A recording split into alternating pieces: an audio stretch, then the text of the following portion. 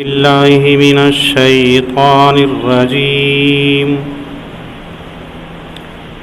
بسم الله الرحمن الرحيم. وله ما في السماوات والأرض وله الدين واصبا أفغير الله تتقون.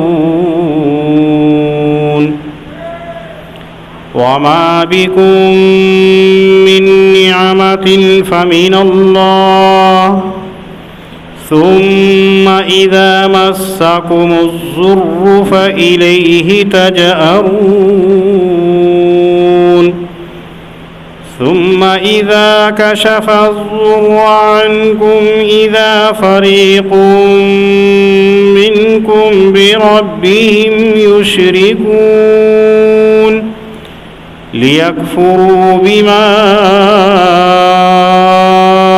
آتيناهم فتمتعوا فسوف تعلمون. صدق اللہ العظیم. حضرت نبی اکرم صلی اللہ علیہ وسلم نے جب وادی مکہ کے اندر یہ اعلان کیا الہکم الہ واحد، تم سب کا ایک پالنہار ہے، تو مکۃ المکرمہ کے اندر جو سرداران مکہ تھے ان میں کھلبلی مچ گئی کہ ہم تو 360 معبود کی پرستش کرنے والے ہیں، اور محمد ابن عبداللہ نے یہ اعلان کیا ہے بس ایک اللہ ہے، وہی عبادت کے لائق ہے، وہی پرستش کے لائق ہے، اس کے علاوہ کوئی الہ نہیں ہے. تو انہوں نے حضرت نبی اکرم صلی اللہ علیہ وسلم کی مخالفت شروع کر دی، جبکہ وہ لوگ جانتے تھے کہ محمد ابن عبداللہ نے زندگی میں کبھی جھوٹ نہیں بولا، کبھی آپ نے امانت میں خیانت نہیں کی، کبھی کسی کے اوپر افطرا اور بہتان نہیں باندھا، کبھی کسی کی شان میں گستاخی نہیں کی ہے. تو پھر اتنی بڑی بات کہ تمام معبودان باطلہ کو چھوڑ کر کے ایک اللہ رب العزت کی وحدانیت کی طرف نسبت کرے، یہ آپ علیہ الصلاۃ والسلام نے جب کہا تو ان لوگوں کو یہ بات ہضم نہیں ہوئی، ان لوگوں نے آپ کی مخالفت شروع کر دی، یہ جانتے ہوئے کہ آپ امین ہیں، آپ صادق ہیں، آپ سچے ہیں، راست گو ہیں، آپ دروغ گوئی کے اندر کبھی ملوث نہیں ہوئے ہیں، کبھی آپ نے کذب بیانی سے کام نہیں لیا ہے، کبھی کسی کی طرف بری نسبت نہیں کی ہے، لیکن اپنی ضد، اپنی عناد اور اپنی انانیت و حد درمی کی بنا پر نبی اکرم صلی اللہ علیہ وسلم کی مخالفت کر دی. اللہ رب العزت نے ان آیات کریمہ کے اندر ذکر کیا ہے دنیا اور آسمان، زمین اور آسمان، زمین و آسمان کے درمیان کے اندر جتنی چیزیں ہیں وہ تمام اللہ رب العزت کی ہیں.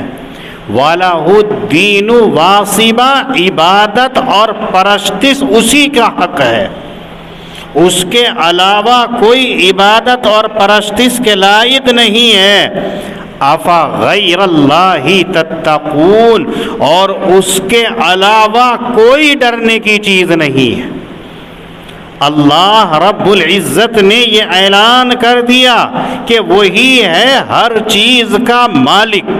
جگہ جگہ قرآن کریم کے اندر اللہ نے یہی کہا، للہ ما فی السماوات والارض لہ ما فی السماوات والارض، زمین و آسمان کی ساری چیزیں اللہ کے لیے ہیں، جو کچھ زمین و آسمان اور ان کے درمیان کے اندر ہے وہ ساری چیزیں اللہ کے لیے ہیں، اللہ کی ملکیت کے اندر ہے۔ جب وہ قادر مطلق ہے، جب وہ مالک الملک ہے، جب وہ مختار کل ہے، تو وہی پرستش کے لائق ہے۔ وما بکم من نعمت اللہ فمن اللہ، تم جو کھاتے ہو، تم جو پیتے ہو، تم جو پہنتے ہو، تم جو سواری کو استعمال کرتے ہو، تم اپنی ضروریات کو پوری کرتے ہو، تم جس مسکن کے اندر رہتے ہو، یہ تمام کی تمام بھی اللہ ہی کی ہیں۔ آپ یہ سمجھے کہ ہم محنت کر رہے ہیں تو ہمارے ہاتھ کی کمائی ہے، نہیں۔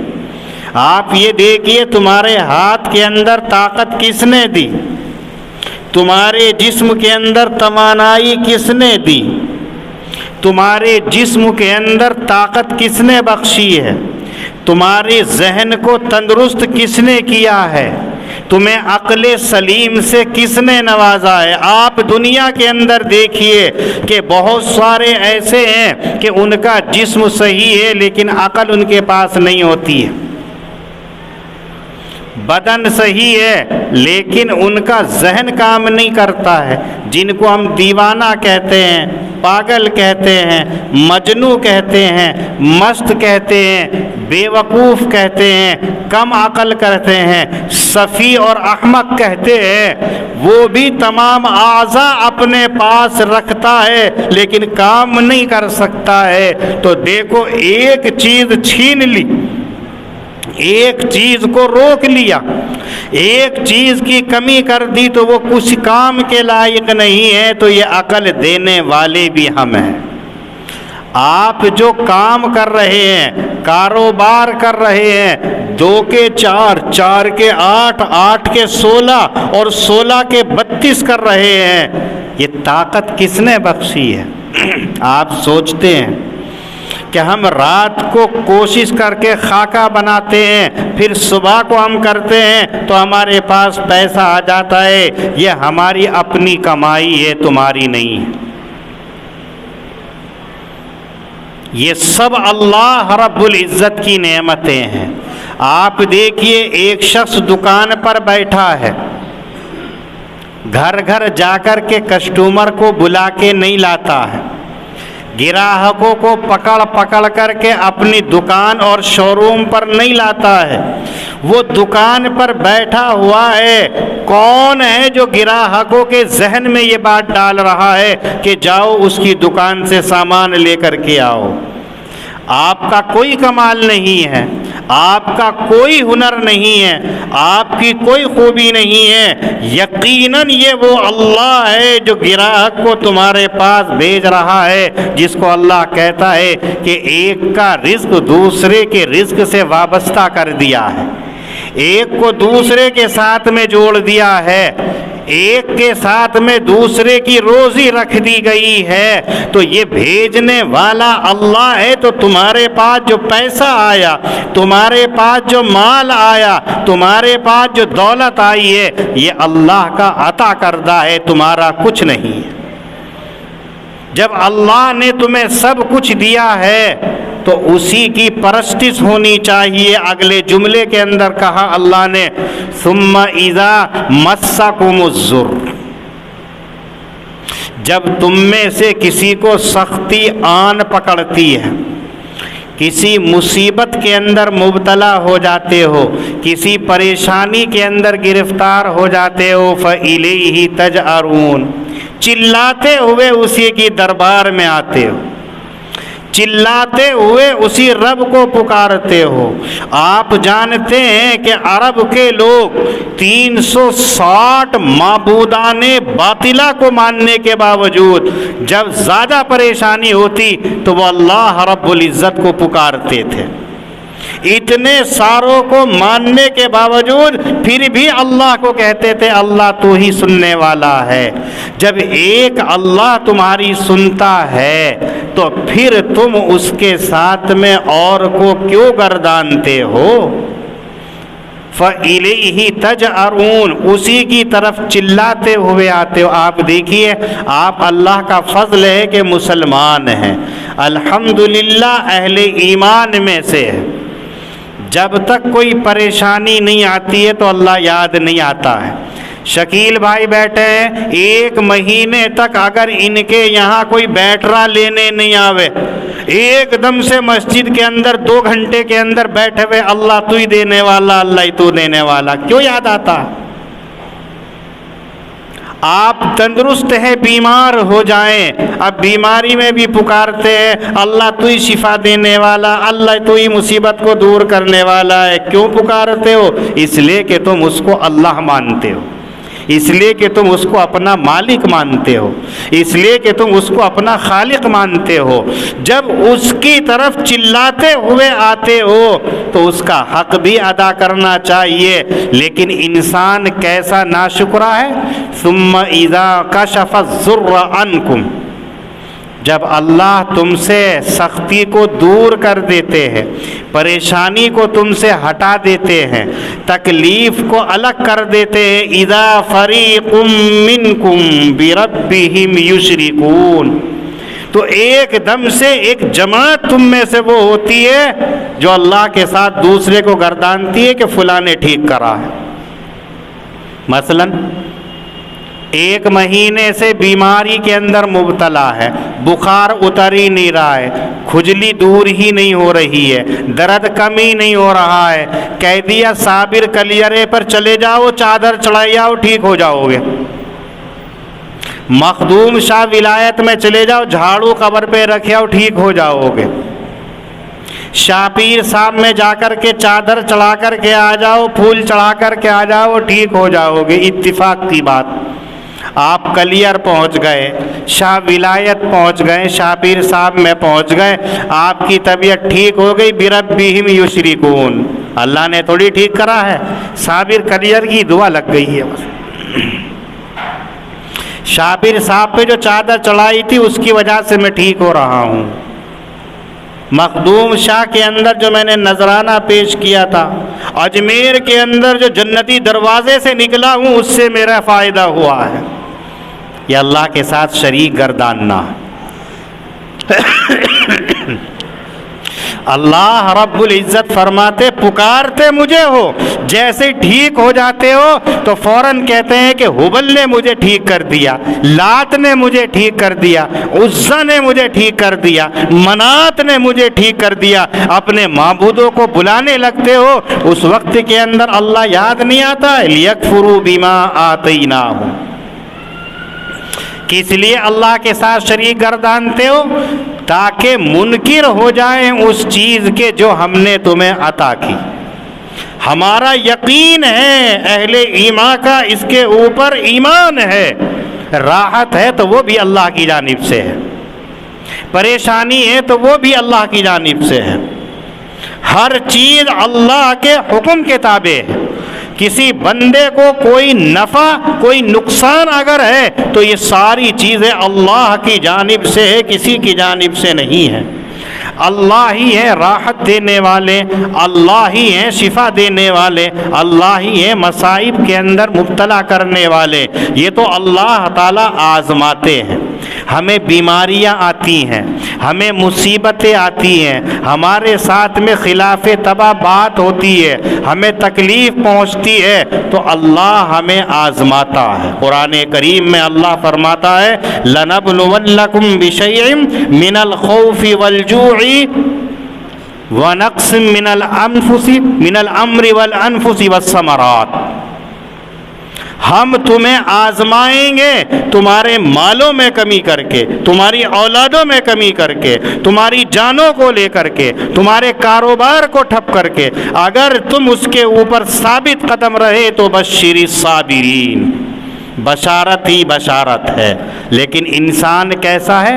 خلق الانسان عجولا، انسان جلد باز پیدا ہوا ہے، ایک دم سے وہ چاہتا ہے کہ یہ کام مجھے ہو جاوے۔ جلد بازی اچھی نہیں ہے۔ ایک جگہ اللہ نے فرمایا اذا مسہ الشر جزوعا واذا مسہ الخیر منوعا، جب اچھائی پہنچتی ہے تو اللہ کو بھول جاتا ہے، اور جب کوئی پریشانی ہوتی ہے تو چیختا چلاتا ہے اے اللہ اے اللہ اے اللہ، تو معلوم یہ ہوا کہ انسان اللہ کا فرما بردار نہیں۔ اسی کو یہاں بیان کیا ہے کہ جب ہم راحت دے دیتے ہیں تو بجائے ہمیں یاد کرنے کے فلاں ڈاکٹر نے مجھے ٹھیک کر دیا، فلاں پیر صاحب نے مجھے ٹھیک کر دیا، فلاں حافظ صاحب کے تعویذ نے مجھے ٹھیک کر دیا، اللہ بھول جاتے ہیں۔ ان کے تعویذ میں اثر کس نے رکھا، وہ ڈاکٹر کی دوائی میں اثر کس نے رکھا ہے، کس کی دعا کے اندر کس نے اثر رکھا ہے، اس کو بھول جاتے ہیں۔ لیکفروا بما آتیناہم، جو کچھ ہم نے دے رکھا ہے اس کا انکار کرتے ہیں، تو اللہ کہتے ہیں فتمتعوا فسوف تعلمون، انتظار کر لو، تمہارے پاس جو دولت ہے اٹھا لو نفع، مزے لے لو جتنے چاہتے ہو، لیکن کب تک مزے لے سکتے ہو؟ 10 سال 20 سال 40 سال 50 سال 60 سال 70 سال آنا کہاں ہے؟ ثم الیہ ترجعون، قرآن کریم کہتا ہے ثم یمیتکم ثم یحییکم ثم الیہ، ہم نے تمہیں زندگی دی ہے، ہم نے تمہیں موت طاری کی ہے، ہم ہی تمہیں دوبارہ اٹھائیں گے، اور پھر تم سب کو ہماری طرف لوٹ کر کے آنا ہے۔ تو کتنی زندگی ہے؟ زیادہ سے زیادہ 100 سال، 100 سال کے بعد میں تو کوئی نہیں جینے کا۔ وہ بیٹھے ہیں بھائی یاسین صاحب، ان سے معلوم کر لو، وہ تو کبھیوں اپنا نقارہ بجا دیتے ہیں کہ میں جانے والا ہوں۔ کسی کی زندگی کا کچھ بھروسہ نہیں ہے کب اللہ کا بلاوا آ جائے، ہمیشہ ہمیشہ رہنا ہے۔ تو اللہ کہہ رہا ہے فتمتعوا، جو تمہارے پاس دولت ہے نا اس سے نفع اٹھا لو، کتنے دن اٹھا لو گے؟ آج تو آپ پیسے کے چکر کے اندر گھمنڈی ہو جاتے ہیں، پیسے کے اندر آ کر کے اللہ کو بھول جاتے ہیں، اللہ کے راستے کو بھول جاتے ہیں، اللہ والے کو بھول جاتے ہیں، اللہ کے طریقے کو بھول جاتے ہیں، دین اور شریعت کو بھول جاتے ہیں۔ بس یہ ہوتا ہے کہ مال میرا ہے تو ہم ہر غلط کام کرتے ہیں، ہر گناہ کا کام کرتے ہیں، ہر معصیت کے اندر مبتلا رہتے ہیں۔ فسوف تعلمون، ان قریب ہم تمہیں سب بتلا دیں گے۔ جب تم ہمارے پاس آؤ گے تو ساری چیزیں ہم تمہارا کٹا چٹا کھول کر کے رکھ دیں گے، سب مجھے معلوم ہو جائیں گے۔ وَيَجْعَلُونَ لِمَا لَا يَعْلَمُونَ نَصِيبًا مِّمَّا رَزَقْنَاهُمْ، اور اللہ کہہ رہے ہیں ہم نے مال دیا۔ اسلام کی بنیاد آپ نے پڑھی ہوگی کہ 5 چیزوں کے اوپر ہے، ان میں سے ایک ہے آتُ الزکاۃ، زکوٰۃ کو ادا کرنا۔ آج امت مسلمہ کے اوپر سب سے بھاری جو عبادت گزرتی ہے، جس کو طبیعت نہیں کرتی ہے، وہ زکوٰۃ کی عبادت ہے۔ نماز وہ بھی پڑھ لیتے ہیں، روزہ وہ بھی رکھ لیتے ہیں، پیسہ ہے تو حج بھی کر لیتے ہیں، لیکن زکوٰۃ کے نام پہ ہمارے جسم کے اوپر سے سانپ لوٹ جاتے ہیں۔ یہ سوچتے ہیں کہ ہم صبح سے لے کے شام تک 500 روپے کما کے لائیں، ان 500 روپے کے اندر 2.5% ہمیں ایک دم سے زکوٰۃ کے نام پہ مدرسے میں دینے ہیں، غریب کو دینے ہیں، بیوہ کو دینے ہیں۔ بس یہاں آ کر کے ہماری زندگی بیکار ہو جاتی ہے۔ بڑے بڑے مالدار، بڑے بڑے سرمایہ دار، بڑے بڑے ارب پتی، بڑے بڑے دیندار زکوٰۃ کے معاملے کے اندر آ کر کے فیل ہو جاتے۔ معاف کرنا، اپنے گریباں میں ہم جھانک کر کے دیکھ لیں تو ہم بھی وہی نظر آئیں گے۔ سال میں 1 مرتبہ اگر آپ غور سے دیکھتے کہ اللہ رب العزت اگر روزانہ زکوٰۃ فرض کرتے تو اللہ کا حق تھا، اگر 100 روپے کے اندر اللہ 90 روپے زکوٰۃ کے فرض کر دیتے تو اللہ کا حق تھا۔ جس نے دیا ہے وہی اگر لے رہا ہے تو کون منع کر سکتا ہے؟ اللہ کی ذات دینے والی ہے، اللہ ہی کہہ دیتے کہ 90 روپے ہمیں دینے ہیں تو کسی بندے کو مجال نہیں تھی منع کر دیتا۔ لیکن اس کی ذات کریمی کی شان کریمی کو دیکھیے کہ اس نے یوں کہہ دیا 100 روپے میں 2.5 روپے دے دو، اور اس 2.5 روپے کو بھی اللہ نے کیا کہا؟ من ذا الذی یقرض اللہ قرضا، یہ قرض حسنہ ہے ہمارے اوپر۔ اگر آپ زکوٰۃ ادا کر رہے ہو، زکوٰۃ دے رہے ہو، تمہاری عبادت، لیکن یہ 2.5 روپے جو نکلے ہیں اس کا قرض ہمارے اوپر ہے۔ اور قرض حسن کا مطلب یہ ہوتا ہے کہ جتنا قرض لیا ہے اس سے کئی گنا بڑھا کر کے لوٹا دیا جائے۔ اگر 10 روپے لیے ہیں تو 100 روپے اس کے لوٹا دیے جائیں، کیونکہ اس کا احسان ہے کہ اس نے ضرورت پر ہمیں 10 روپے دے دیے، 90 روپے بڑھا کر کے دے رہے ہیں، قرض حسنہ ہے۔ ایسی عبادت اللہ نے ہمارے اوپر لازم کی ہے، لیکن ہم زکوٰۃ کے نام پر بالکل پیچھے رہتے ہیں۔ اس کا حال علماء سے معلوم کر لیجئے، مدرسہ چلانے والوں سے معلوم کر لیجئے، وہ بیچارے کیسے کیسے کرنے کے بعد میں ہماری زکوٰۃ کی عبادت کو ادا کراتے ہیں۔ ہمارے ذہن اور ہماری سوچ تو یہ ہوتی ہے کہ انہوں نے ہمارے زکوٰۃ کے نام پر پیسے لے کر کے اپنی کوٹھی اور اپنی بلڈنگیں کھڑی کر لی ہیں، اپنا بینک بیلنس تیار کر لیا ہے، اپنی گاڑیاں اکٹھی کر لی ہیں، لیکن ہم یہ نہیں سوچتے کہ اگر زکوٰۃ ہماری لے کر کے چاہے انہوں نے کوٹھیاں کھڑی کر لی، چاہے انہوں نے بلڈنگیں کھڑی کر لی، آخرت اپنی تباہ کر رہے ہیں، ہماری آخرت تو سنوار رہے ہیں۔ اگر آج مدارس اسلامیہ والے ہمارے گھروں پر زکوٰۃ لینے کے لیے نہ آئے تو کون ہے بتائیے کہ زکوٰۃ دینے کے لیے مدرسے میں جائے گا؟ نہیں جائے گا۔ 100 میں 5 چلے جائیں گے، 10 چلے جائیں گے، لیکن 90 لوگ نہیں جاتے۔ اس کا تجربہ ہے، جب بار بار کہنے کے بعد میں 29 تاریخ کو ہم دے کر کے آتے ہیں، چلیے جی آپ 1000 روپے لے لیجئے، 500 روپے لے لیجئے، 100 روپے لے لیجئے۔ صدقۃ الفطر عید کی نماز کے اندر چلو جی مجبوری میں لے لیجئے۔ اس سے اندازہ ہوتا ہے کہ امت مسلمہ اس عظیم ترین عبادت سے کتنی غفلت کے اندر ہے، کتنی دور ہے، جبکہ اللہ نے نماز کے ساتھ ساتھ قرآن کریم کے اندر تقریباً 82 جگہ زکوٰۃ کا حکم فرمایا۔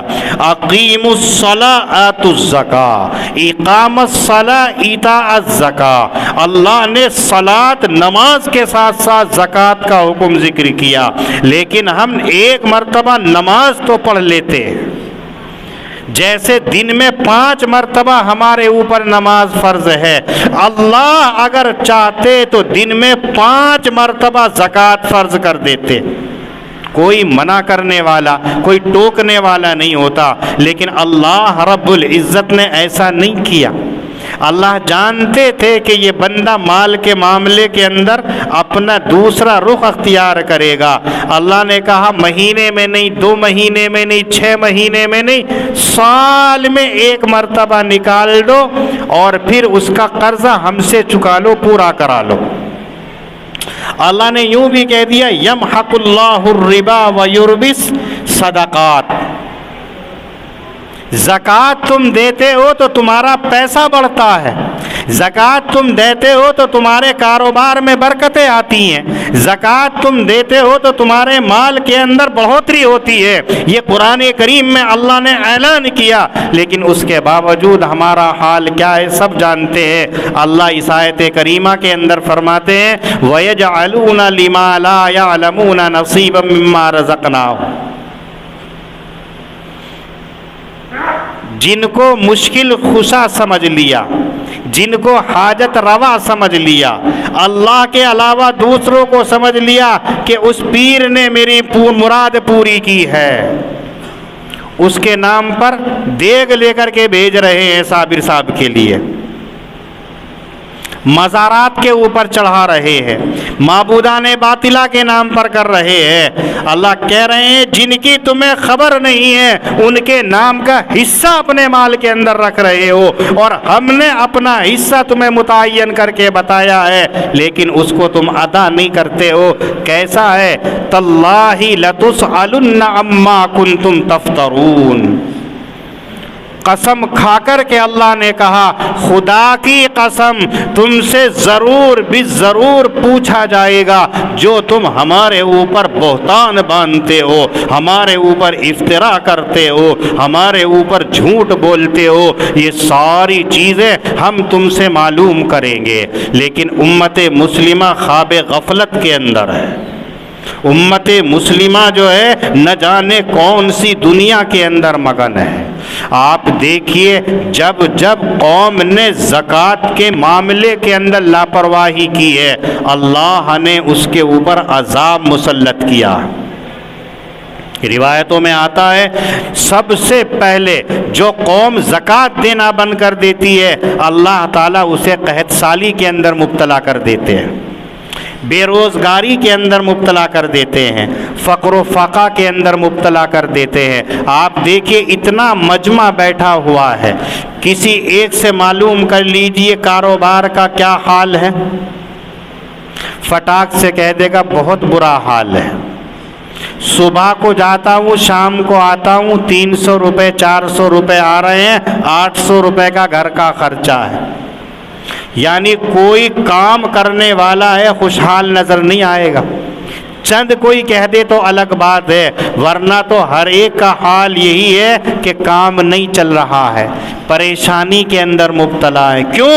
اس لیے کہ اللہ نے کہا تھا تم زکوٰۃ کو روک لو، ہم تم سے قحط سالی کے اندر مبتلا کر دیں گے۔ تم زکوٰۃ دینا بند کر دو گے اللہ خزانہ دینا روک دے گا۔ ہم دوسری چیز تو ڈھونڈتے ہیں، اس کام میں برکت نہیں ہو رہی دوسرا ڈھونڈ لو، تیسرا ڈھونڈ لو، پھر تعویذات کا سہارا لیں گے، عملیات کا سہارا لیں گے، پھر چوری کریں گے، ڈاکہ ڈالیں گے، غلط طریقے سے کریں گے۔ لیکن جو سیدھا راستہ اللہ رب العزت نے ذکر کیا میرے دوستو اس کے اوپر ہم عمل نہیں کرتے۔ آج زکوٰۃ کے لیے اتنا بول رہا ہوں کہ اب کوئی زکوٰۃ نہیں وصول کرے گا۔ رمضان میں کبھی زکوٰۃ کے بارے میں نہیں کہتا ہوں، قاری صاحب کی مسجد میں تقریر ہوتی ہے کبھی نہیں کہتا کہ زکوٰۃ ادا کر دو۔ کیوں؟ اگر زکوٰۃ کی تقریر کر دی تو کیا کہیں گے مفتی صاحب نے اپنے مدرسے کا اعلان کر دیا ہے۔ اپنی تقریر کی اہمیت کم نہیں کرنی ہے، جسے دینا ہے وہ دے گا۔ آج تو چونکہ تفسیر کے اندر یہ آیا آپ اسی لیے بیٹھے ہیں کہ کلام پاک کے اندر اللہ ہم سے کیا کہتا ہے، اللہ بندوں سے کیا چاہتا ہے، اس لیے آپ کو بتایا۔ چند مہینوں کے بعد میں رمضان آنے والا ہے، کم سے کم جتنے یہاں مجمع میں بیٹھے ہیں وہ یہاں یہ ارادہ کر کے جائیں جیسے نماز ہم پہ فرض ہے ایسی زکوٰۃ ہم پہ فرض ہے، ایک ایک پیسے کی ہم زکوٰۃ ادا کریں گے۔ خدا کی قسم جس نے اپنی پوری زکوٰۃ ادا کی وہ کبھی یہ نہیں کہہ سکتا ہے کہ اس کے کام کے اندر پریشانی آ کر کے اس کو نقصان ہو گیا۔ کیوں؟ اگر نقصان نظر آتا ہے تو اللہ تعالیٰ اسے اطمینان قلبی عنایت فرما دیتے ہیں۔ بہت سارے دولت مند ہوتے ہیں لیکن ان کے پاس سکون نہیں ہوتا ہے، کروڑ پتی ہوتے ہیں لیکن انہیں نیند نہیں آتی ہے، انہیں پریشانی ہوتی ہے، لیکن زکوٰۃ دینے والا اس کو سکون حاصل ہوتا ہے، اس کے قلب کے اندر اطمینان ہوتا ہے۔ یہ سب سے بڑی دولت ہے۔ آج نہیں، جن لوگوں کو نیند نہیں آتی ہے آپ ان سے معلوم کیجئے، دولت کے انبار لگے ہوئے ہیں لیکن نیند نہیں آ رہی ہے تو سکون نہیں ہے۔ ڈاکٹروں کے اوپر لاکھوں روپے خرچ کر رہے ہیں لیکن سکون نہیں مل رہا ہے۔ آپ زکوٰۃ ادا کیجئے، آپ کو اطمینان قلبی حاصل ہوگی، آپ کے مال کے اندر اضافہ ہوگا۔ اور میرا یہ تجربہ ہے، قسم کھا کے کہتا ہوں کہ جس نے اپنے مال کی زکوٰۃ ادا کر دی پورے سال اس کا مال محفوظ رہے گا۔ آپ کھلے میں رکھ کر کے چلے جائیے، اللہ اس کی حفاظت فرمانے والے ہیں۔ جس مال کے حق ادا کر دیا جاتا ہے اللہ تعالیٰ اس کی حفاظت کے لیے ملائکہ کو بھیج دیتا ہے۔ تو ملائکہ کی نگرانی کے اندر کبھی ایسا نہیں ہو سکتا ہے کہ اس کے مال کے اندر نقصان ہو۔ اپنا ایک واقعہ بتاتا ہوں، جس سال ہم دارالعلوم دیوبند کے اندر پڑھ رہے تھے، محلہ خانقاہ کے اندر کمرہ لے رکھا تھا، اس کے اندر ہماری رہائش تھی، میں اور 2 ساتھی اور تھے۔ ہماری برابر کے اندر دارالعلوم وقف کا سفیر رہا کرتا تھا، اس کی برابر کے اندر ایک گھر اور تھا، ایک گھر اور تھا اور برابر میں مسجد. ایک صبح کو جب فجر کی نماز پڑھنے کے لیے مسجد کے اندر گئے تو وہ سفیر یہ کہتے ہیں کہ رات مفتی صاحب میرے گھر کے اندر چوری ہو گئی اور بیوی کے جتنے زیورات تھے سارے کے سارے چوری ہو گئے. میں طالب علم تھا, 2 ساتھی اور تھے وہ بھی طالب علم تھے. مسجد کے اندر اطیب المساجد اس کا نام ہے. میں نے ان سے یہ کہا یہ بتائیے کہ اس مسجد کے اندر آپ بیٹھے ہیں اس سے مال کی زکوٰۃ آپ نے ادا کی تھی یا نہیں؟ آپ نے ان زیورات کی زکوٰۃ نکالی تھی یا نہیں؟ وہ یہ کہ ابھی زندہ ہیں وہ کہتے ہیں کہ میں نے پوری زکوٰۃ نکالی اور خود میں نے مدرسے کے محتمم سے رسید کٹوائی دارالعلوم کے. میں نے ایک ایک پیسے کی زکوٰۃ نکالی تو زبان سے ہماری یہ نکلا کہ آپ کا مال اللہ تعالیٰ لوٹا دیں گے. آپ یقین جانیے اللہ کے گھر کے اندر بیٹھ کر کے کہہ رہا ہوں میں. وہ اسے یقین نہیں آیا لیکن گھر میں آ گیا. فجر کے بعد میں سونے کا معمول تھا, وہ بھی سو گیا, ہم بھی سو گئے. مدرسے کا ٹائم 8 بجے کا تھا, ٹائم پہلے نماز پڑھ لی. اسے نیند کہاں آ رہی تھی بیچارے کو. تھوڑی دیر کے بعد میں وہ نکل کر کے آیا, دروازہ کھول کے باہر کو چلنے کو جیسے کہا تو دروازے میں اس کے ٹھوکر لگی, پوٹلی رکھی ہوئی تھی. اس نے دیکھا کہ یہ پوٹلی پتہ نہیں کہاں سے ہے, اٹھایا, کھول کر کے دیکھا تو سارے زیورات اسی پوٹلی کے اندر اس کے دروازے میں رکھے ہوئے ملے. فٹاک سے آیا, دروازہ ہمارا کھٹکھٹا کر کے کہتا ہے آصف بھائی آصف بھائی آصف بھائی. میں نے کہا کیا بات ہے؟ کہ میرا مال مل گیا. کہاں تھا؟ کہ وہ دروازے میں رکھا تھا. یہ میری آنکھوں دیکھا ہے اور میرے سامنے کا ہے. قرآن کریم تو کہہ رہا ہے لیکن تجربہ بھی یہی ہے کہ اگر ہم نے اپنے مال کی زکوٰۃ ادا کر دی ہے تو اللہ تعالیٰ اس مال کی حفاظت فرماتے ہیں. لیکن ہم اس کو تاوان سمجھتے ہیں, ہم اس کو ڈنڈ سمجھتے ہیں, ہم اس کو یہ سمجھتے ہیں کہ زکوٰۃ ہمارے اوپر بوجھ ہے. اگر ہم زکوٰۃ دیتے ہیں شرما حضوری کے اندر دیکھتے ہیں, دیکھا دیکھی دیتے ہیں, دکھلاوے کے لیے دیتے ہیں, ایسا نہیں عبادت کے طور پر دیکھی. اس کے بعد ہمارا حال کیا ہوتا ہے؟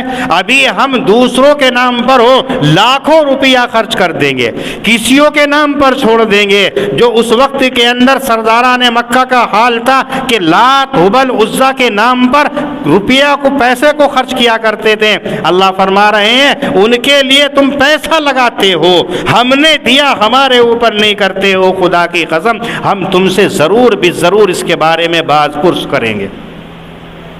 وَلَهُ مَا فِي السَّمَاوَاتِ وَالْأَرْضِ وَلَهُ الدِّينُ وَاصِبًا.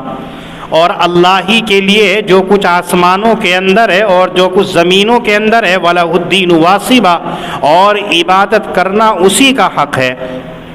افغیر اللہ تتقون, کہ اس کے علاوہ ڈرتے ہو. وما بکم من نعمت اللہ, جو کچھ تمہارے پاس میں ہے نعمت میں سے سو وہ اللہ کی جانب سے ہے. ثم اذا مسکم الضر, بس جب تم میں سے کسی کو سختی پہنچتی ہے, فالیہ تجأرون, تو اسی کی طرف چلاتے ہو.